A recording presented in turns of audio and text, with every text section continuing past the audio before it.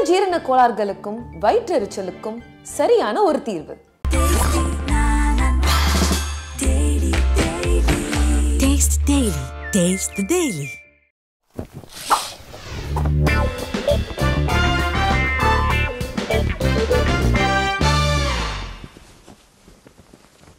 இன்றைய Sai Vichitra social talk நிகழ்ச்சியில் இடம்பெறுகின்ற விருந்தினர் பிரபல நாட்டிய கலைஞரான பத்மஸ்ரீ நர்த்தகி நட்ராஜ்.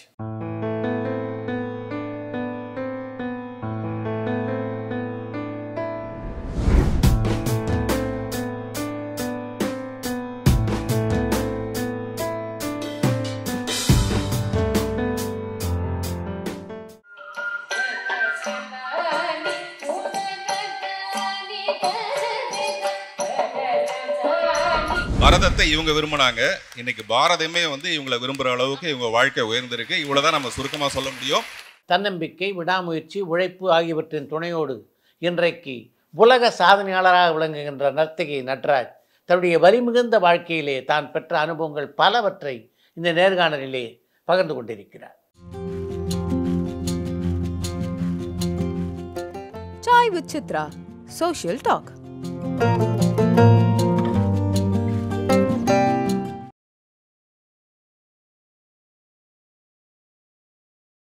வணக்கம். வணக்கம் அண்ணா. இன்றைக்கி சமூகத்தில் ஒரு மிகப்பெரிய மதிப்புமிக்க ஒரு பெண்மணியாக நீங்கள் திகழறீங்க. அதுக்கு அடிப்படையாக என்ன காரணம்னு நீங்கள் நினைக்கிறீங்க? தன்னம்பிக்கை, உழைப்பு, சுயமரியாதை, விடாமுயற்சி. நிச்சயமாக அண்ணா, இதோட ஒரு உறுதித்தன்மை என்னோட ஆரம்ப நாள் வாழ்க்கையில் இருந்ததுனால நிச்சயமாக நீங்கள் சொல்லக்கூடிய உங்களை மாதிரி பெரியவர்கள் இன்றைக்கி அடையாளம் காட்டக்கூடிய ஒரு இடத்துல என்னால் வர முடிஞ்சிருக்குன்னு நான் நம்புகிறேன். உண்மையிலே அது எங்களோட உழைப்பு. அதை உழைப்பை ரசிக்க ஆரம்பிச்சிட்டோம். அந்த உழைப்போடு போகிற பொழுது இயற்கையாகவே தன்னம்பிக்கை கூடி போயிடுது. தன்னம்பிக்கை கூடி போகிற பொழுதே அந்த சுயமரியாதைங்கிறது நம்ம தொழிலில் நம்ம காட்டக்கூடிய வெற்றியின் பொழுது, அதில் கிடைக்கிற பாராட்டின் பொழுது அந்த சுயமரியாதை வந்துடுது. சுயமரியாதையும் இந்த தன்னம்பிக்கையும் அதோடு சேர்ந்த உழைப்பும் இருக்கும் பொழுது அடுத்து ஒரு நல்ல வெளிச்சம், அடுத்தடுத்து வாங்க, இங்கே வரலாம், இந்த உயரத்துக்கு வரலாம், இந்த உயரத்துக்கு வரலாங்கிற மாதிரின்னா அந்த வெளிச்சத்தை தொடர்ந்து போகிற பொழுது இன்னும் நிறைய விளக்குகள் எங்கள் பக்கங்களில் எரிகிறதை இப்போ பார்க்குறோம். அப்போ இந்த பயணமும் சரி நல்லா அமைஞ்சிருச்சு. ஏன்னா இப்போ நான் தமிழிசை நடன கலைஞருங்கிற ஒரு அடையாளத்தால் உலக அளவில் அறியப்பட்டிருக்கேன்னு எல்லாம் சொல்கிறாங்க. அது ஒரு மிகப்பெரிய ஒரு மகிழ்ச்சி. அடுத்ததாக ஒரு திருநங்கை நடன கலைஞர் அப்படின்னு சொல்கிறாங்க. அப்போது அந்த 80கள் 90களில் நானும் எனது தோழி சக்தி பாஸ்கர் மாத்திரமான 2 பேர் கூடிய அந்த ஓட்டம் அப்போ யாரை பற்றியும் நாங்கள் கவலைப்படலை. இன்றைக்கி 2024 இருக்கோம். உலகமே வேறு ஒரு முகமாகவும் வேறு ஒரு வடிவமாகவும் ஆயிடுச்சு. அது 80-90களை கடந்தவங்களுக்கு நிச்சயமாக அது புரிஞ்சிருக்கும். அந்த பக்கத்தோட ஒரு பழமை கலந்த அந்த வாழ்க்கையையும் நம்ம பார்த்தோம்.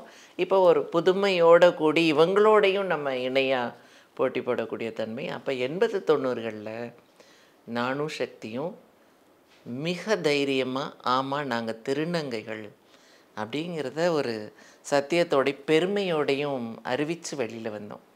அப்போது எங்களோட அடையாள சிக்கல்கள் இருந்த பொழுது எத்தனையோ கேலிகள், அவமானங்கள், தூற்றல்கள், ஒதுக்கல்கள், புறக்கணிப்புகள் எல்லாம் தான் இருந்தது. நாங்கள் அதை கவனிக்கிறதுக்கு நேரத்தை வீணாக்கலை. ரொம்ப ரொம்ப காயம்தான் இருக்கும். ஒரு பக்கத்துலேருந்து அம்பு வரும், ஒரு பக்கத்துலேருந்து கல் வரும், ஒரு பக்கத்துலேருந்து அருவருப்பான சொற்கள் வரும். அதை நின்று கவனித்து அந்த நம்ம ஊரில் கிராமங்களெல்லாம் சொல்லுவாங்க பார்த்தீங்களா, இந்த பாரு நீ ஒத்தையடி பாதையில் போகாத, பின்னாடி அந்த முனியாண்டி செத்தவன் கொஞ்சம் நில்லேன், என்னை திரும்பி பாரேன், கொஞ்சம் பாருன்னு வாங்கணும், நீ திரும்பி மட்டும் பார்த்துறாத அப்படின்னு வாங்க இல்லைங்களா. அந்த முனியாண்டி மாதிரி நாங்கள் நினச்சிக்கிட்டோம். அதை பற்றி கவலைப்படலை. அப்புறமா யோசித்தோம், இவங்களோட நேரங்களை எல்லாம் வீணாக்கி எங்களை கவனிக்கிறதுல இவங்க அந்த நேரத்தை இப்படி செலவழிக்கிறாங்களேன்னுட்டு நாங்கள் அவங்க சொல்லிட்டு இருந்த நேரத்தில் அதை கவனிக்கிறதுக்கு எங்களோட பொண்ணான நேரங்களை வீணாக்காமல் அடுத்தடுத்த படிக்கட்டுகளை அமைச்சு கொண்டோன்னா இன்றைக்கு வந்து என்ன வெற்றிகள் அப்படின்னு சொல்லி எத்தனையோ பட்டியலிடுறாங்க. இன்னும் சொல்லப்போனால் தமிழ்நாடு அரசோட பாடத்திட்டத்தில் மேல்நிலை பள்ளியில் வந்து எங்களோட வாழ்க்கை வரலாறு கிட்டத்தட்ட 7 வருடங்களாக எங்களோட வாழ்க்கை வரலாறு பாடத்திட்டமாக இருக்கு. மிகப்பெரிய சாதனை. 40 லட்சம் மாணவிகள் தொடர்ந்து படிச்சுட்டு இருக்காங்க. அதில் எவ்வளவோ விழிப்புணர்வு நடந்திருக்கு. அப்போ பள்ளிக்கூடத்துக்கு போக முடியலை. நாங்கள் வந்து இத்தனைக்கும் கடினப்பட்டு எங்களோட மேல்நிலை படிப்பை முடித்தோம். முதல் வகுப்பு மாணவிகளாக வந்தோம். எந்த வகுப்புலையுமே வந்து நாங்கள் தோல்வி அடைஞ்சது கிடையாது. எங்கே அந்த சிந்தனை வந்ததுன்னு எங்களுக்கு தெரியலன்னா, எப்படின்னா எனக்கு நினைவு தெரிந்த நாட்களில் இப்போ ஒரு குழந்தைன்னா அந்த குழந்தைக்கு வந்து இயற்கையாக வந்து அது தீயை தொட்டு பார்க்கும், சுடும். கொஞ்சம் குளிர்ந்த பொருளை தொட்டு பார்த்தோன்னா குளிர்துன்னு சிலிருக்கும்.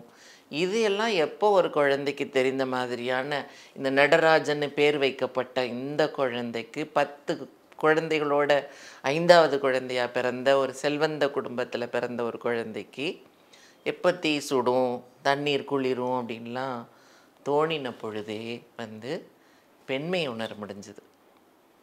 எனக்கு வந்து அது ரொம்ப பாதுகாப்பாக இருந்தது. என்னை வனப்பாக்குச்சு. ஒரு வித அமைதியையும் குளிர்ச்சியும் கொடுத்தது.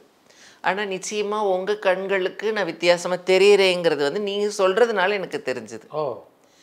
ஏன்னா நான் எப்படி சிரிக்கணும், நான் எப்படி நடக்கணும், நான் எப்படி பழகணுங்கிறதெல்லாம் நீங்கள் ஒரு நொடியும் என்னை வேணுங்கிற மாதிரி வர்றவங்கள்லாம் எடுப்பார் கைப்பிள்ளை மாதிரி எங்களை செதுக்குவாங்க. நான் அது வந்து திகைச்சு போய்டும். அந்த குழந்தை தனக்குள்ளே என்ன ஒரு இயற்கையான ஒரு ஒரு ஒரு ரசாயன பிறவியோட ஒரு வர்ணம்னு தான் நான் சொல்லுவேன், குழப்பம்னு சொல்ல மாட்டேன். ஏன்னா நான் வந்து அதை ரசிச்சிட்ருக்கேன், பாதுகாப்பாக உணர்றேன். மற்றவர்கள் பார்வை வேறுபடுது. எனக்கு அது கவலையாகவே இருக்கலை. நீங்கள் எங்களை கவலைப்படுத்துறது தான் எங்களுக்கு கவலையாக இருந்ததே ஒழிய, இப்போ நான் கேட்டுடுறேன், என்ன இது ரொம்ப கடினமான வாழ்க்கையில் நர்த்தகி அப்படின்வாங்க. அப்போ நான் சொல்லுவேன், எனக்கா உங்களுக்கான்னு கேட்பேன்.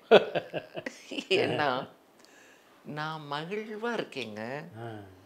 நீங்கள் வந்து அதோட அளவு எப்படின்னு சொல்லட்டா, இப்போ நாங்கள் எப்படி ஒரு மகிழ்வாக இருக்கோம் அப்படின்னு சொன்னால், உலகத்தின் மிக மயக்கம் தரக்கூடிய ஒரு போதை லாகிரி வஸ்து இருந்தால் அதை உட்கொள்ளுபவன் என்ன ஒரு மயக்கத்தில் ஆழ்ந்திருப்பானோ அவனை என்னிடம் அழைத்து வந்தீர்கள் என்றால் அவன் என்னிடம் தோற்றுப்போவான். அப்படியான ஒரு ஆனந்த பரவசத்தில் நான் இருக்கேன். எத்தனை பேருக்கு கிடைச்சிருக்கும் யோசிச்சு பாருங்க. எல்லாருமே இப்போயே நீங்கள் யாரை கூப்பிட்டு கேட்டிங்கனாலும் நான் அதுவாக விரும்பினேன், ஆனால் நான் இதுவாகிட்டேன்னு சொல்லுவாங்க. நான் அந்த தொழில் செய்யணும்னு நினச்சேன், கடைசியில் எனக்கு இப்படி ஒரு சூழல் அணையதில் இப்படி இன்னும் ஒரு சொல்லுவாங்க. நான் என்னவாக விரும்பினேனோ அதுவாகவே ஆனேன். என்ன எனக்கு தொழில்ங்கிறது இந்த பெண் தன்மையை வந்து எந்த களம் எடுத்துக்கொண்டு போகணும்னு ஒரு சூழல் இருந்ததோ அதுக்கு ஏற்ப ஒரு நடனமும் எனக்குள்ளேயே தைத்து அனுப்பப்பட்டது. அப்போ அது ரெண்டையும் ஒரு சேர கொண்டு போன பொழுது இந்த உலகம் வேற உலகமாக இருந்தது. என்னையும் ஒத்துக்கொள்ளலை, என்னையும் புறந்தளிச்சு. அதனால் நானும் சக்திங்கிற இந்த 2 பேருக்குமான ஒரு சாம்ராஜ்யத்தை நாங்கள் உருவாக்கிக்கிட்டோம். அதில் முழுக்க மகிழ்ச்சி. எங்களோட தனி உலகத்திற்குள்ளே நாங்கள் ஆடினோம், பாடினோம், எங்களோட பெண்மையை கொண்டாடினோம். அப்போது அடுத்தடுத்து என்னாச்சுன்னு கேட்டிங்கன்னா, இந்த கடினமான சொற்களையோ கஷ்டங்களையோ வந்து நீங்கள் வருவீங்க, இப்போ என்னை காயப்படுத்துவீங்கிறத நான் எதிர்பார்த்தே இருந்துருவேன். இப்போ உங்களோட வாசல் கதவை நீங்கள் திறந்து காலை பொழுதில் வெளியில் போடுற பொழுது ஒரு நல்ல சூரியனை பார்த்து நல்ல தென்றலை பார்த்து ரொம்ப புத்துணர்வாக இருக்குது, இன்றைய வேலைகளை எல்லாம் நம்ம இப்படி புத்துணர்வாக ஆரம்பிக்கலாம்ங்கிறது இயல்பான ஒரு உலக உயிரின் வழக்கம். எனக்கு என் கதவை திறந்தால் இன்றைக்கி யார் வந்து என்னை கேலி பண்ணுவார்கள் அல்லது என்னை என்ன ஏளனப்படுத்துவாங்க அப்படிங்கிறத தெரிந்தே நான் வர்ற பொழுது என்னோடய எண்ணங்கள் கனவுகள் எல்லாம் அங்கே வந்து முட்டுக்கட்டை போடப்படும். அதையும் மீறி பண்ணுற பொழுது பார்த்திங்கன்னா, இப்போ நீங்கள் ஒரு வெற்றி அடைஞ்சவொன்னு ஒரு சுகம் காண்றீங்க இல்லையா, இந்த இலக்கை அடைஞ்சிட்டேன், இது ரொம்ப நல்லா போயிட்டுருக்கு அப்படின்னு நீங்கள் நினைக்கிறப்போ உங்களுக்கு என்ன மகிழ்ச்சி இருக்கோ அதை விட 10 மடங்கு 100 மடங்கு மகிழ்ச்சி என்னோடய வெற்றியில் என்னால் உணர முடியுது. ஏன்னா நெருப்பில் ஒரு முறையும் இந்த பூவை பூக்க வைக்கிறேன். இல்லை, இது போன்ற சுடு சொற்களையும் மற்ற விமர்சனங்களையும் தாங்கக்கூடிய ஆற்றல் அப்படின்றது எந்த கட்டத்தில் வந்தது? ஆரம்பத்திலே இருந்ததா, இல்லை அதுக்கு ஒரு காலகட்டத்தில் நீங்கள் மனப்பக்குவம் அடைஞ்சிங்களா? நிச்சயமாக அதாவது எனக்கு அந்த அளவுக்கு இப்போ நான் இப்போ ரொம்ப பண்பட்டு என்னால் உலகம் கொடுத்த அனுபவத்தில் நான் உங்ககிட்ட ரொம்ப ஒரு தெளிவாக என்னோட நிலையை பேச முடியுது. அப்போ அதுவும் ஒரு குழந்தை தான். எல்லா குழந்தைகள் போல் அந்த வயது குழந்தை தான். அந்த குழந்தைக்கு நிச்சயமாக இந்த பண்பட்ட வார்த்தைகள் தெரிந்திருக்க வாய்ப்பு இல்லை. ஆனால் இயற்கையாக கலைங்கிறது ஒன்று இருந்ததும் இன்னொன்று நான் என்னோட பெண்மையவே ரசிச்சிருந்ததுனால பாதுகாப்பாக உணர்ந்தேன். அது எனக்கு வசதியாக இருந்தது. எனக்கு அதை விட்டு வெளியில் வர தெரியல. எனக்கு ஒரு ஆண் குழந்தையோட சிந்தனை எப்படி இருந்திருக்குங்கிறது தெரியலை.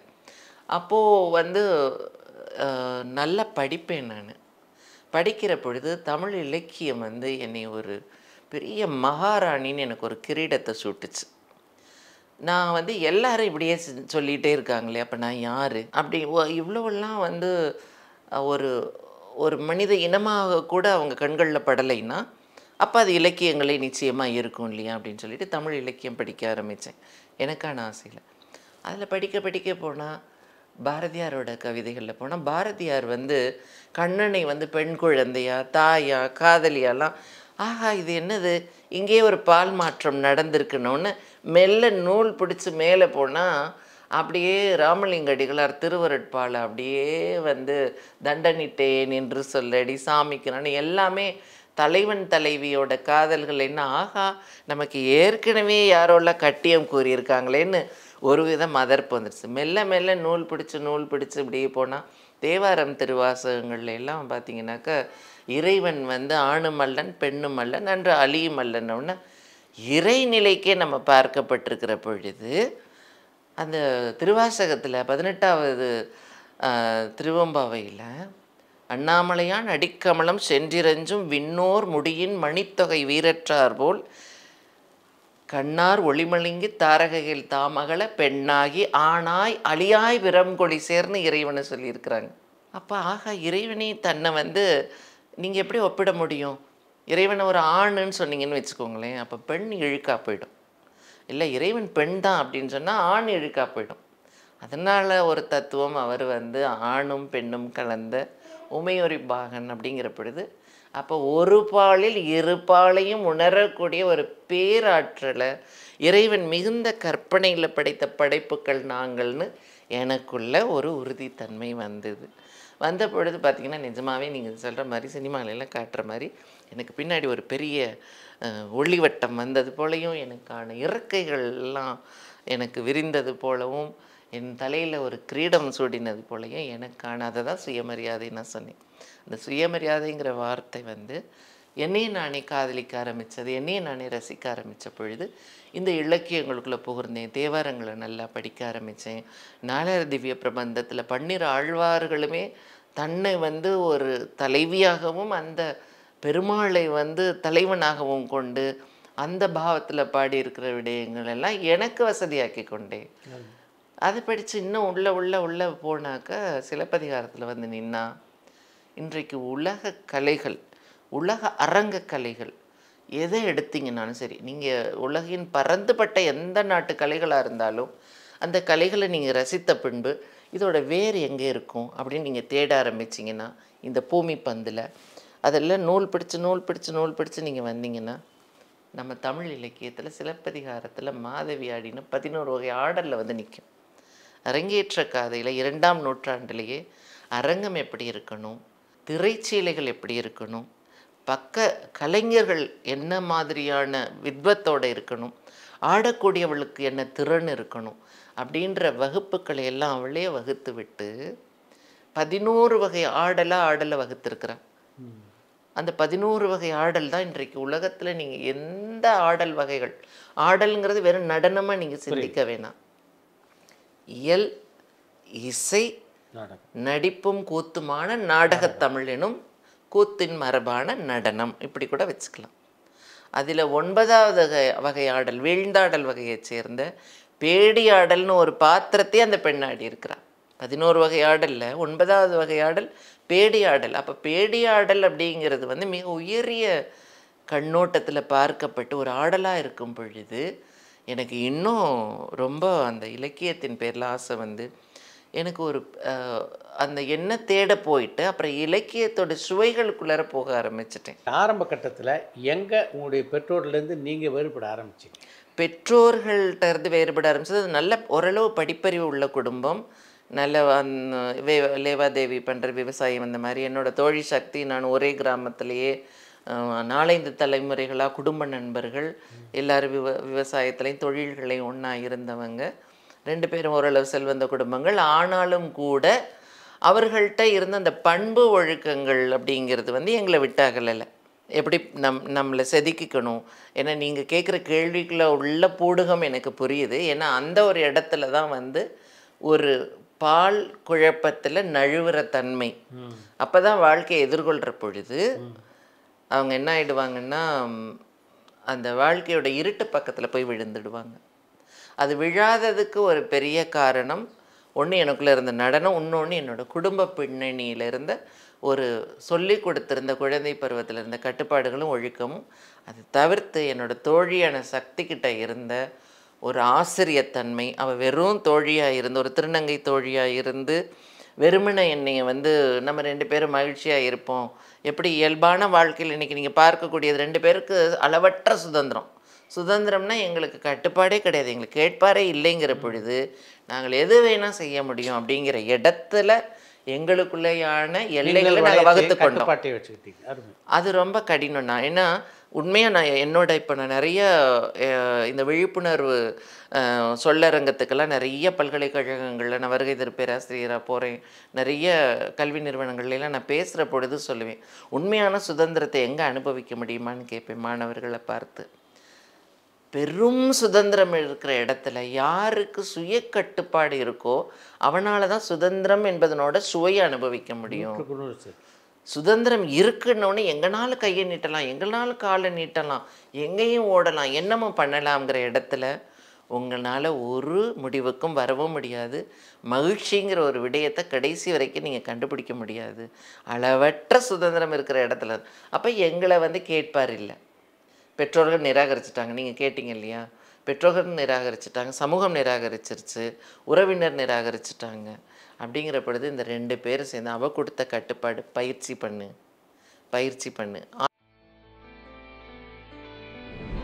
இன்றைக்கி வந்து உங்களுக்கு வந்து ஒரு மிகப்பெரிய அங்கீகாரம் கிடைச்சிருக்கு. இப்படிப்பட்ட அங்கீகாரத்தை பெரும்பாலான திருநங்கைகள் பெறணும் அப்படின்றது தான் உங்களுடைய ஆசை. நிச்சயம். அதற்கு அவங்க வந்து அவங்கள எப்படி வழி நடத்தணும் அப்படின்னு நீங்கள் நினைக்கிறீங்க? எனக்கு இதில் ஒரு பெரிய உளவியலாக நான் ஒரு திருநங்கைகள் பக்கம் இருந்து நான் ஒரு திருநங்கையாக நினச்சி பார்க்குற பொழுதுன்னா அங்கே யாருமே சோடை சொல்ல முடியாத அளவுள்ள அறிவு கூர்மையுடனும் தெளிவான சிந்தனைகளோடும் இருக்கக்கூடியவர்களாக இருக்கிறாங்க.